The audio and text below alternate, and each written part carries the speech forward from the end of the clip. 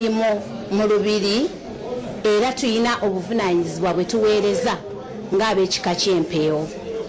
Okusookera ddala ng'ekika ky'empeewo tuli basiige mu lubiri nga ffe tukolayo obwakibaale. Obwakibaale obwo bwatandika ku mulembe gwa Ssekabaka Mutebi asooka.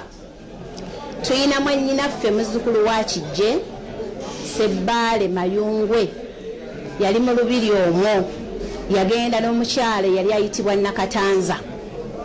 Mayungwe oyo ng'asiigiddwa mu lubiri ng'abantu abalala. Pwe twatandikira okubeera n'obuvunaanyizibwa obwa kibaale.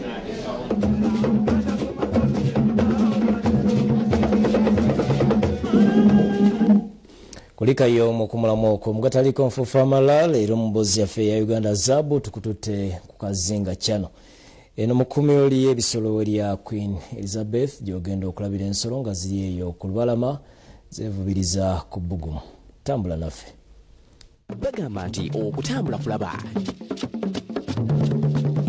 Naye Uganda nsingagga erimu ebyewuunyisa ntoko by'omanyi ne by'obadde tonnazuula. Omuzungu kyava agituuma ekkula lya Afrika.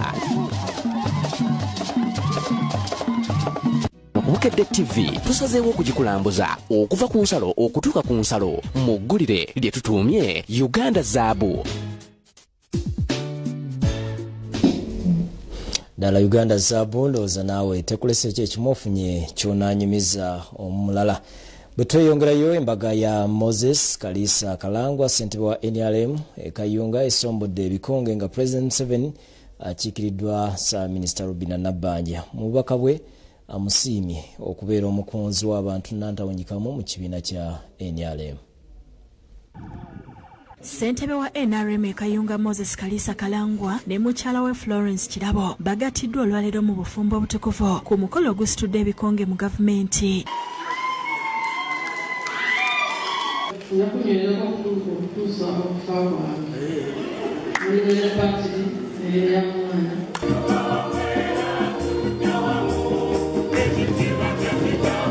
Abagole bagattiddwa omusumba w'essaza ly'e Lugazi Christopher Kakoza ng'ono asimye Kalangwa olw'okusalawo ne yeetwalira obufumbo obutukuvu.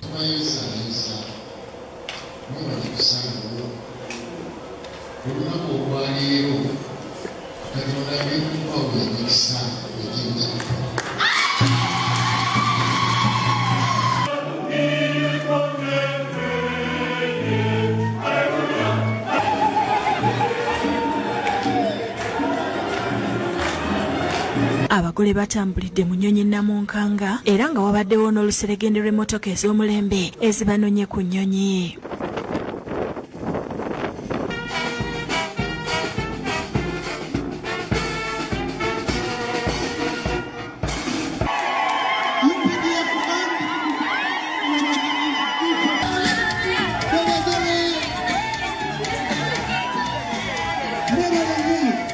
President Museveni yabadde omugenyi omukolo ng'akiikiddwa Ssaabaminisita Rubina Nabbanja.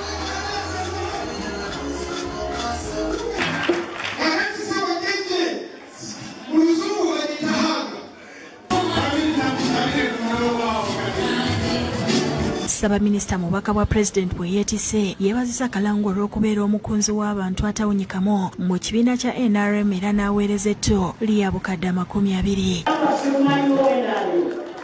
Era n'ensonga lwaki President nasobodde kutya naye nze wendi tubasaba ebintu bibiri yamekayo. This is mine as a Prime Minister. Entalo z'ebyobufuzi zireme kubawula. Ate n'ekirala mwagalane era nangamba message gyembapa banakayunga mwe muconcentratinge ku kukola buli muntu akole alabe nga alina Kalangwa ne mukyala we Kirabo beebazizza abantu olw'okubasondera ensimbi ezikunukkiriza mu kawumbi ze basaasaanyiza ku mbaga. Okulaba ndi mukute mu musawo ne musondera essente esawa zino zesimanyi na muwendo ate ne muzimpa ne muliisa abantu bonna b'ebisigukulu bange ate sibe Kayunga bokka n'ab'e Kampala mbeebaza n'ab'e Jinja. Abakyala bonna bentera okwogerako nabo mbagamba okuba bagumiikiriza. Saulo w'okulira yakusakidde eggulire lino ku Lwabukedde TV. Nabino ngataliiko nfoofu. Tulina ebikozesebwa eby'omulembe eby'enjawulo ng'eby'amawoofiisi, eby'omumadiiro, ziddayiningi, eby'omu bisenge n'enyekindekeki. Tukyalire ku showroom yaffe eri ku Lubaga Road, Furniture House, Plot 1427. Emali y'omugenzi etabudde abooluganda bakonye ennyumba z'abapangisa. Mawulire amalala wabuluseewo obutakkaanya mu booluganda nga buli ludda lumiriza lunnaalo okwekomya emmaali ya kitaabwe. Bino bibadde mukono nga gye biggweredde ng'ebizimbe ebimu n'emmaali y'abasuubuzi byonooneddwa. Obutakwatagana buno buli wakati wa famire y'omugagga Eriya Lugeya Lubanga ne mutowe Livingstone Mpima ku kyalo Kikooza mu mukono nga buli omu alumiriza nti we bakayanira wuwe. Mu mbeera eno abaana ba Mpima balumbye abapangisa ne balagira okufulumya ebintu byabwe byonna mu kiro. Abayambibwako bakanyama era we bugeredde ng'ebizimbe byonna biri ku ttaka awakubiddwawo ekibaati. Poliisi ekkakkanya obujagalalo etuuse mu kifo kino ku makya n'etandika omuyigo gw'abennyigidde mu kumenya ebizimbe. Ng'omu ku baana ba Mpima Godfrey Kibuuka akwatiddwa wakati mu kulaajana ng'agamba nti balina ebiwandiiko byonna ebibakkiriza okumenya.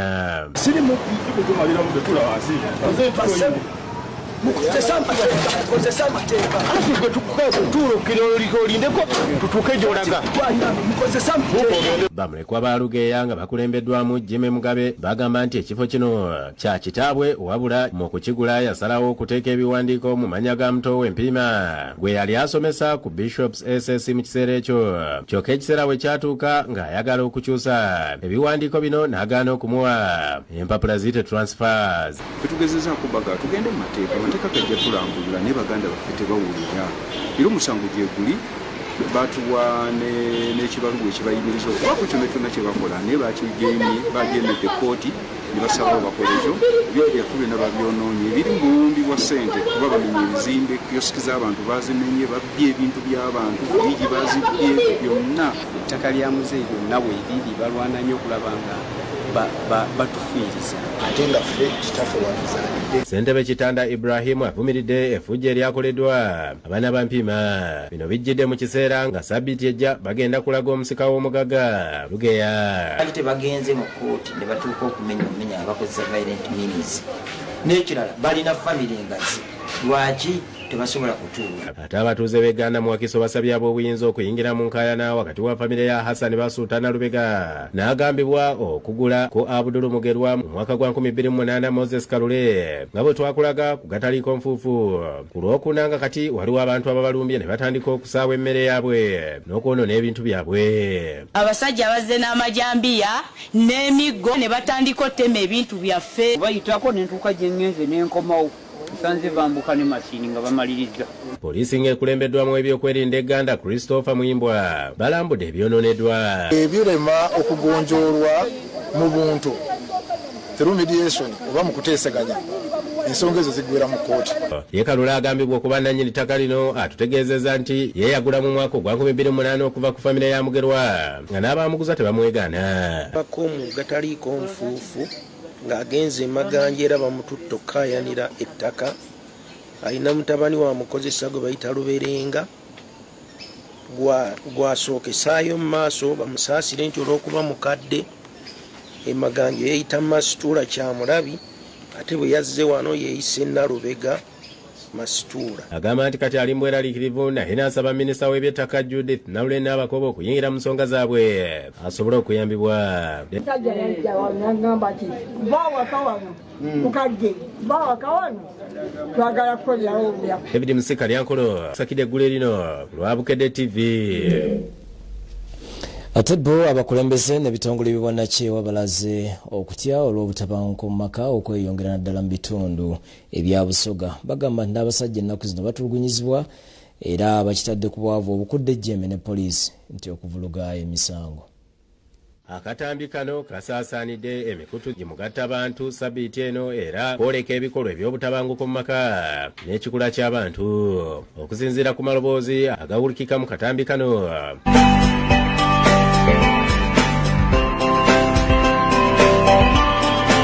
ekitongole ki Wipe Uganda ekirwanyisa ebikolwa eby'obutabanguko mu maka n'ekikula ky'abantu mu Busoga agamba nti Busoga kye kimu ku bitundu ebisingamu obutabanguko mu ggwanga era nti bisinga kukosa bakyala n'abaana. Physical violence nkani omukazi okumukuba oba okusuna oba okulwanagana twayagana nga bitwala 50%. Namusobya Irene atwala ensonga z'amaka n'abaana ku poliisi y'e Budondo agamba nti abakyala abafunyeemu ku ssente be basinze okuviirako obutabanguko mu maka olw'okunyoomanga abaami baabwe. Omusaada bw'amukuba ku lutuga muna bw'ojja okola n'endoyire ku saaga 12 kuba tulina okulya akanti okola zeena n'akola mpegaano butinaaniga n'abaabe waka era biri kutuukanga munumba ng'omusaada n'omukazi kubanga ekigaita omusaada n'omukazi buliri. And I like those days when they used to say women. But apparently even men are facing the same. There are some women who mistreat men badly. Ekitongole ki Wipe Uganda kitegese omukolo okwefumiitiriza ku bikolwa bino nga gibadde Budondo mu Jinja era abakyala bazannya emizannyo n'okuyimba ennyimba ezikwata ku butabanguko. Omugenyi omukulu abadde omumyuka wa Ssaabaminisita owookusatu Hajjati Rukiya Isanga Nakadaama ono asabye abantu obutabikirira bikolwa bya butabanguko mu maka. Maama okyokugagaba ab'ekika bali kujja kugwako oyinza otya okuswaza balo aye balo kyakoze kiryawo kiri mu magezi era oyakaali balo ng'agemye omwana gwazaala amudifairinze.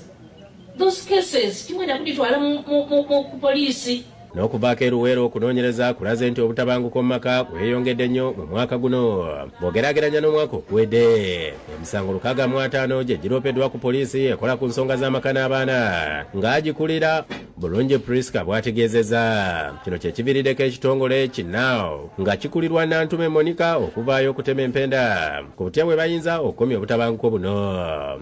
Tusobole okulaba ensonga eno tulabe wa we tutuuse niwaatwaki egikyakirimu biki bye tulina okuteekamu amaanyi kuba guno omulimu gw'okulwanyisa akatabanguko gw'abantu bonna. Bano baweza okufuba okulaba nga bateekateeka abantu naddala abakyala abaliko obulemu okulaba nga bayingiza akasente okwebeezaawo bave mu kutunuulira abaami baabwe nga bali mu nnaku 16 ez'okukomya obutabanguko mu maka. Kubeera nga tubadde omuntu agezaako okubeera nti akwagadde n'amala agezaako n'akubeera nga akuwadde olubuto oweesinkana nga gwe mama gwe taata talifayo gamba nti oba omwana alina okulabirirwa. Tugenda kusesira mu kutambula mu byalo okwogera n'abantu okulaba nga tubayigiriza engeri gye balina okulaba nga tukendezaamu obutabanguko. Ivan Rubega ne Masula Navaga bakusakidde eggulu lino lwa Bukedde TV. Mwebale nnyo bannaffe mala tukuleetedde ebibadde mu mpaka z'okufumba mu katale akeerukaya ng'eno basindanye mu kwokya omukyomera abawanguzi ne baweebwa ebirabo okubasiima.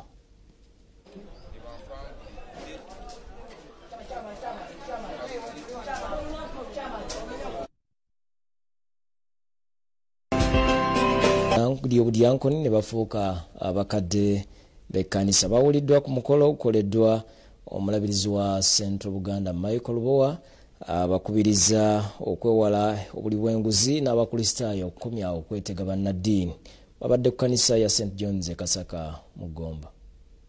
Omulabirizi wa Central Buganda kitaffe mu Katonda Michael Bowa asabye abawulo okwewala ebikolwa eby'obwenzi n'alabula n'abakristaayo okukomya okwetega bannaddiini. Bino abyogeredde ku kitebe eky'obulabirizi ku kkanisa ya St John's e Kasaka Gomba ku mukolo kwayawulidde abawulo 18 abavudde ku ddaala ery'obudyankoni ne bafuuka abakadde b'ekkanisa.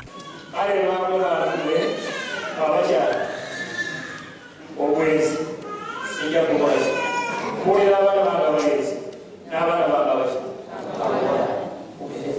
Omulabirizi akalaatidde abawuliddwa okugenda bayigiriza enjiri esobola okuvaamu ebibala n'okuba abawulize eri abakulira ekkanisa. Ebyokukungula bingi naye abakunguzi baki batono, naye abakunguzi bano wadde batono twagala bagende babeere nga bagasa. Yeebazizza abakristaayo abamuwagira ng'ajaguza emyaka 32 mu bufumbo ne mukyala we Jennifer Lobowa. Tuyisizza eddoboozi lyaffe wano we tuli okubeebaza mwenna. Twebaza omukulembeze w'eggwanga His Excellency General Yoweri Kaguta Museveni wamu ne Maama Janet abatusindikira Vice President yatukola obulungi. Okubuulira kukulembeddwa Canon David Kalebo bamulanze ki ng'ono akuutidde abaawule okutuukiriza okuyitibwa n'okuweereza kwabwe. Balebere ku mutukuvu Pawulo nga bw'ayogeddwako mu bikolwa by'abatume essula eya 20 tewankubadde waaliwo ebika by'amaziga n'okubonaabona naye tebyamujja ku mulamwa. Abaawuddwa baweereddwa amabaluwa agabakakasa ne Bayibuli era ne beebaza Katonda olw'ekkula lino. Ensonga enkulu mu kwawulibwa kuno eri nti mugende mubuulire enjiri eri amawanga gonna paka ku nkomerero y'ensi, oba waliyo olutalo oba teri, oba waliyo omuntu omu oba babiri. Ate bannabyabufuzi bakungaanidde maka ga mmeeya w'e Lubaga Zaki Mbeeraze okumwebalizaako olwa Katonda okuyimirira wamu ne famire ye n'okumuyamba okulondebwa mu kifo kino. Ssaabakunzi we NUP Chairman Nyanzi Sentamo yakulembeddemu bannabyabufuzi ababaddeyo era nga asabye abantu obutava ku mulamwa ogw'okulwanirira abantu. Mu madiini we muli, mu bibiina by'obufuzi byonna gye muli, twongere okulowooza ku ggwanga lyaffe.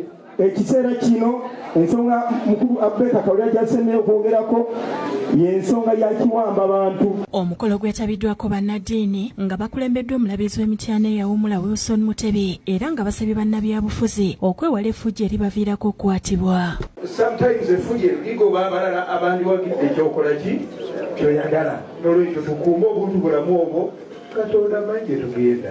Mwekuba, mwesamba, mwekyawa naye tuli baaki. Mbeeraze yeeyamye okukola obutaweera okuweereza abantu nga kitaawe bwe yali. Omukwano gwe twalina ne taata gwali munene nnyo abamu abantu bagagatawe so close naye twali tuli so close. Joseph Kinobe ne Robina Nantale be bakusakidde eggulire lino. Ate abakulembeze ba NRM mu disitulikiti y'e Bunyangabo beerangidde ebisongovu n'okwerumiriza obubbi n'obulyake. Babadde mu lukuŋŋaano lw'ekibiina kino olutudde ku ssomero lya Kibiito SS. Olukuŋŋaana luno lwetabiddwamu Ssaabakunzi wa NRM Rosemary Nansubuga Senninde, Minisita omubeezi ow'ekikula ky'abantu Peace Mutuuzo, RDC Joshua Masereka n'abalala. Ensinkano egendereddwamu okumalawo obutakkaanya obufumbekedde mu bannakibiina mu kitundu kino era nga abavubuka basinzidde eno ne balangira abakulembeze mu disitulikiti abasusse okweza buli ssente eziweerezebwa. Abaana bali omuzire siriyafo abazire bisepe bali mu kyalo bali era bajjukiza President Museveni ku bisuubizo bye yakola gye bali omuli okubakolera enguudo nga mu kiseera kino ziri mu mbeera mbi tebakyalina we bayisa birime byabwe kubituusa mu katale. Twagala alongoosi munaffe Bunyangabo atujjukire bulungi. The road becomes impossible. RDC Masereka ayogedde ku bubbi bw'amatooke obufumbekedde mu disitulikiti eno era ng'ali wamu ne Minisita Mutuuzo bayisizza ekiragiro ekikugira abantu okutambuza ennyama esukka kilo 5 okuva mu disitulikiti emu okudda ku ndala. Tumuyimirize asooka aleete chairman LC1 oba afune ebbaluwa eva ku veterinary office emukkiriza okutambuza ennyama okuva mu ggombolo erimu okutuuka mu ggombolo eddala. Ssaabakunzi Senninde asabye abakulembeze mu disitulikiti eno okukomya okwerwanyisa bakolere wamu okutwala ekibiina mu maaso. Kubanga the more we compete and the more we fight, abantu babiri wansi abatulonda bongera okutulabamu ebituli. Ate bannamateeka abasomerako ku ttendekero lya Kampala International University ekansanga nga bali wamu ne bannaabwe abalala abalamuzi n'abakungu okuva mu Uganda Law Society bakungaanidde ku Hotel Africano okujaguza bwe giweze emyaka 2 bukyanga kitongole ekisomesa amateeka kitandika ku University ya Kampala International. Omukolo guno gwetabiddwako ababaka ba Parliament abatwala n'okuddukanya University eno nga gukulembeddwa Vice Chancellor Professor Muhammad Mpeza Mihigo era ng'omugenyi omukulu abadde Speaker wa Parliament Anita Among ng'akiikiriddwe omubaka we Buyaga West Barnabas Tinkasimire. Musanyufu nti ffe ba pioneer abasoose okutereka kino n'ekyokubiri ndi musanyufu nnyo nzisinkanye bannange bembadde simanyi abaasookawo era ne bembadde nabo bensomesa nabo ate nga bansomesa. Tufulumizza ye namba 3 mu ggwanga Right Honorable Speaker Anita Annette Among yayitako mu ssomero lyaffe erya okunoonya abaana bonna betusenga tusomesa waje bali. Mu bubaka bwe yeebaziza Kampala International University olw'omulimu gwe bakola okubangula abaana b'eggwanga era n'asuubiza okubakwasizaako. Akubiriza abaasomera KIU kusinga nnyo mu School of Law mu ssomero ly'abannamateeka babeere abantu abakakamu mu field, babeere abantu abongerako value ku society, ate nga beeyisa bulungi. Abantu tutandiseewo ekintu kino, abantu buli mwaka tujja kulya tusinkanemu tuba okwetereezaamu okuba mu ttooki abafere tubeera tubajjamu ffe. Abdu Muwonge ne Ssemfuma Josephine Sempe bakusakidde ekkulire lino ku Lwabukedde TV. Kalata abakulembeze b'abavubuka 380 batikkiddwa mu buweereza ku kkanisa ya Makerere SDA Church. Basabidde okubeera ekyokulabirako okutandikira ddala mu maka gye bava. Abavubuka 380 batikkiddwa mu buweereza okuva ku kkanisa ya Makerere Seventh-day Adventist Church.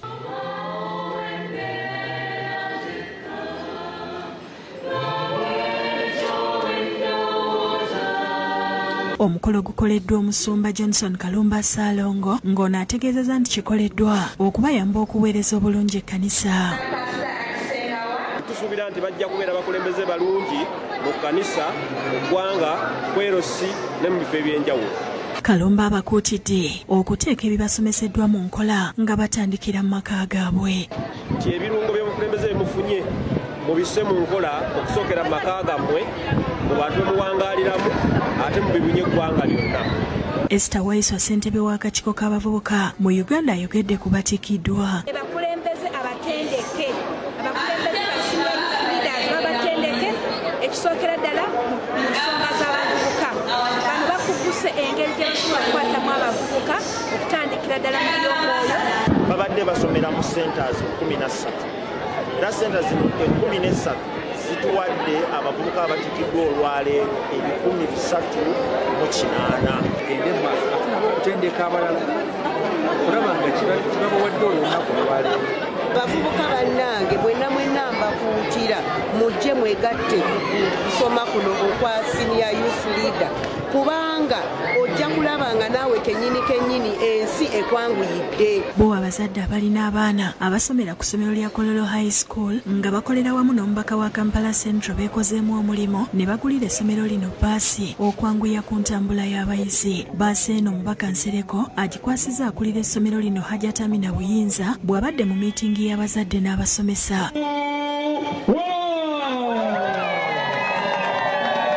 Mukisa okubeera ku ssuula y'emu n'abaana b'abayina nga ngenda kubasomeseza computer skills mu holiday period bwereere. Tetubadde tusanga nga tulina baasi nga tulina okuba nga tweyazika ku balala ate olumu nabo baba bagenda gikozesa. Ekirala nti n'abaana self esteem ebadde eri wansi.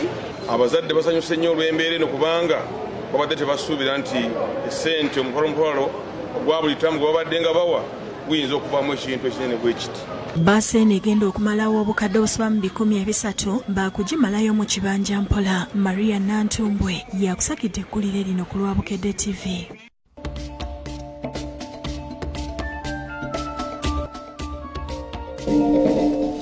Waawe bali kubeera naffe katusooke tuddeyo erukaya tulabe ebibadde mu mpaka z'okufumba ng'eno basindanye mu kwokya omucomo era abawanguzi ne baweebwa ebirabo okubasiima.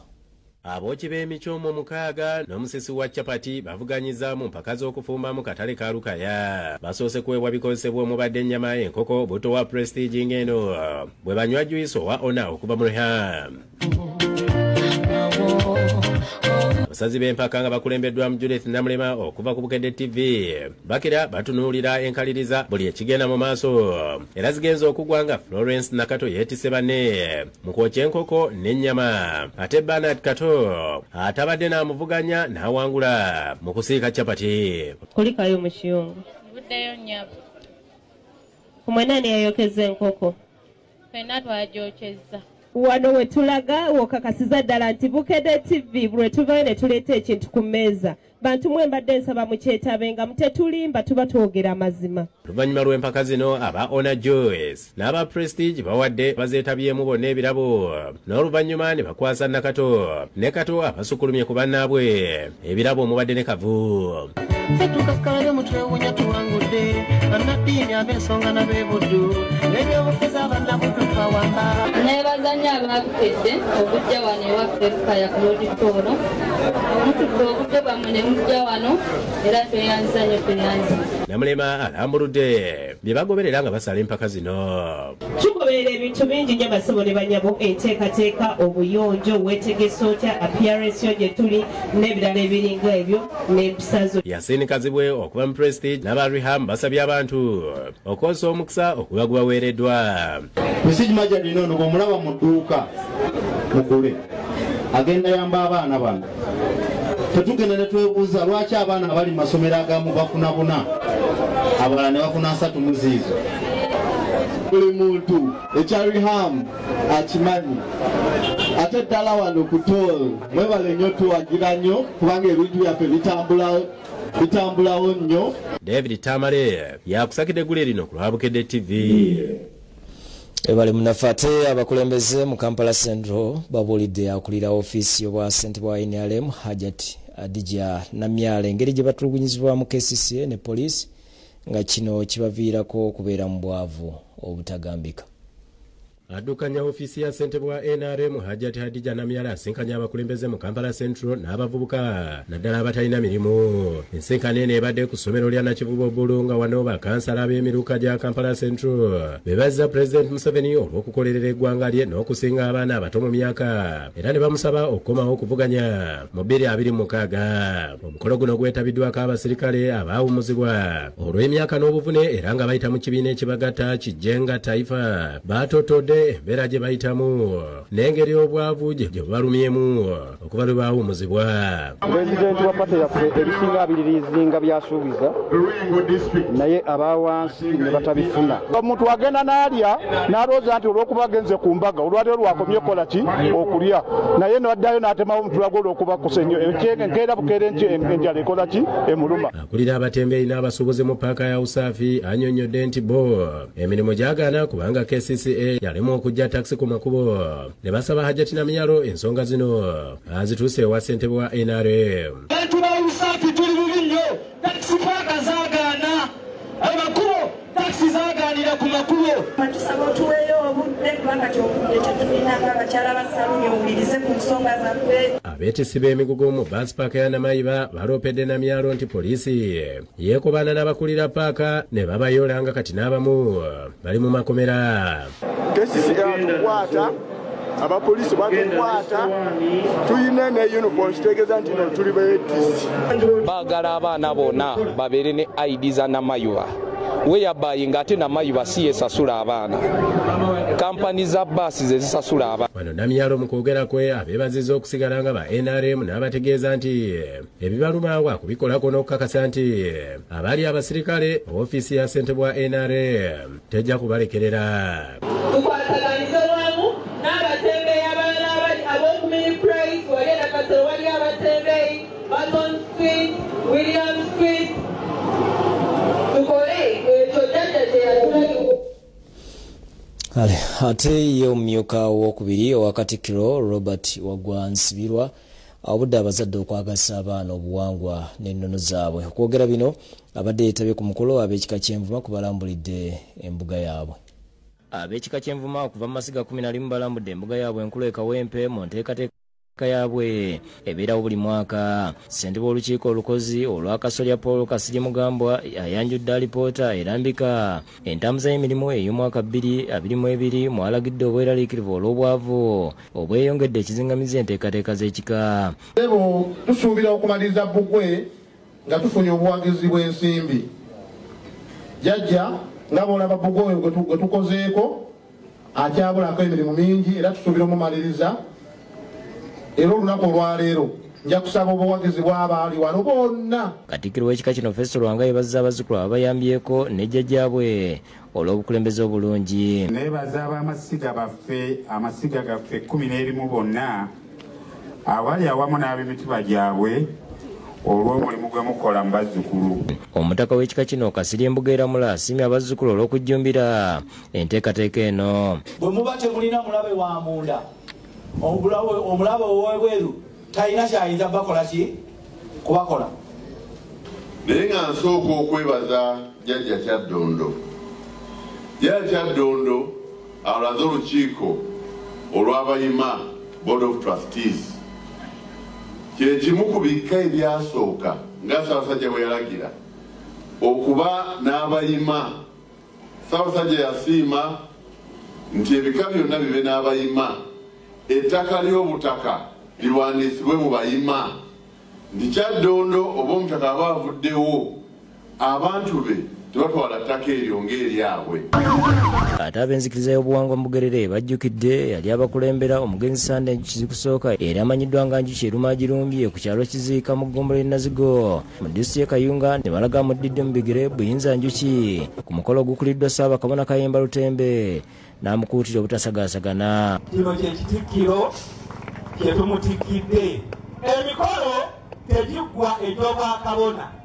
Wabadde okusindagoma kw'engoma n'okunyinya ku galiba enjole. Buyinza yeeyamye okutwala mu maaso obuvunaanyizibwa obumuweereddwa. Tujja kutambula ffenna era tubadde tusigale nga tutambula bulungi. Simon Sekidde ne Sawulo okulira byakusakidde eggulu lino.